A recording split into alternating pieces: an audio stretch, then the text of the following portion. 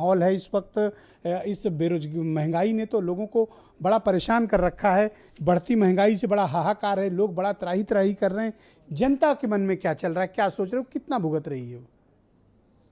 बिल्कुल, देखिए महंगाई की मार से लोग बेहाल हैं। कोरोना से लोग बर्बाद हो गए थे, लोग खड़े नहीं हो पा रहे हैं, उनके पास पैसा नहीं है। जिनके घरों में कैजुअल्टी हो गई उनको कोई आर्थिक मदद सरकार दे नहीं पाई। अब लगातार महंगाई बढ़ रही, पेट्रोल डीजल 100 रुपये पार हो गया। हर घर में एक मोटरसाइकिल, 2 मोटरसाइकिल, कार, ये सब है। गाँव में भी है, लोग चलाते हैं, उनकी मजबूरी है तेल भराना, किसी को बाजार जाना है, किसी को अस्पताल जाना है, किसी कुछ लाना है, सब सामान उनकी मजबूरी है। खाद्य पदार्थ अब महंगे हो रहे हैं। खाद्य पदार्थ में सरसों का तेल 170 रुपये की लीटर है। सरसों बाजार में 70 रुपया किलो के करीब है। 2.5 किलो सरसों से 1 लीटर तेल बनता है। तो 175 रुपये सरसों अगर आप खर्च करेंगे तो 1 लीटर तेल पैदा होगा।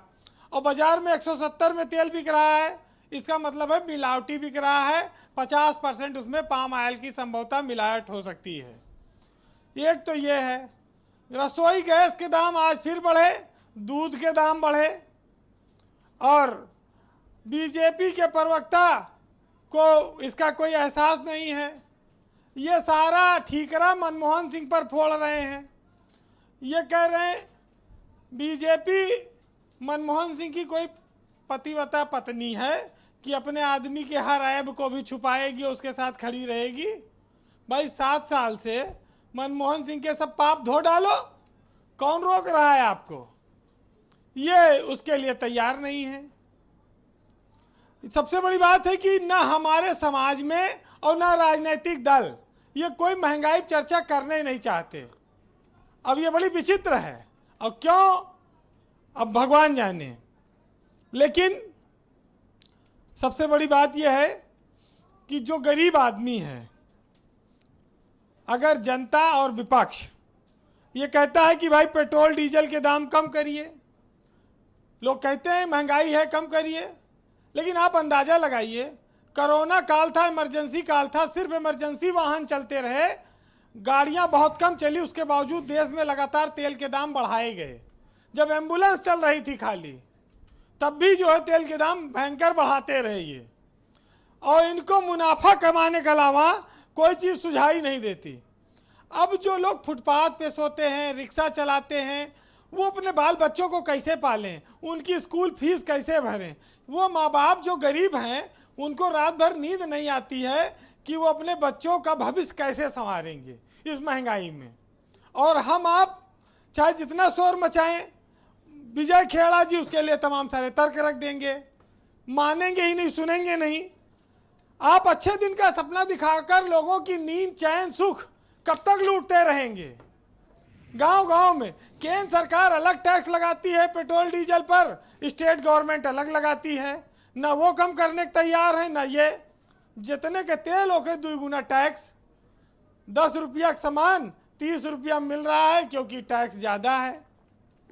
तो कुल मिलाकर बात ये है। अच्छा, अभी ये बात कहेगी कि साहब हम फ्री राशन दे रहे हैं, ये कहा इन्होंने कि इसलिए महंगाई से निपटने के उधर का पैसा इधर लग जाता है। तो ये राशन ये अपने विधायक, सांसद और कार्यकर्ताओं, नेताओं भी तो खाने को दे। वो खाएंगे कि थूक देंगे? वो खाएंगे पीडीएस का चावल और गेहूँ? आप पूछिए।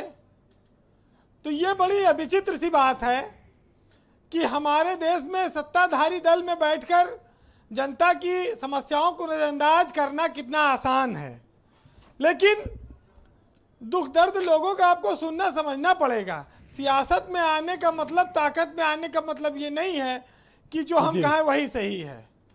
विपक्ष की बात भी सुननी पड़ेगी, लेकिन तमाम सारी बातें हैं कि जिनका वादा था महंगाई की, जिनका वादा था बचाने का महंगाई की मार से, आज देश जूझ रहा है उन्हीं के अत्याचार से।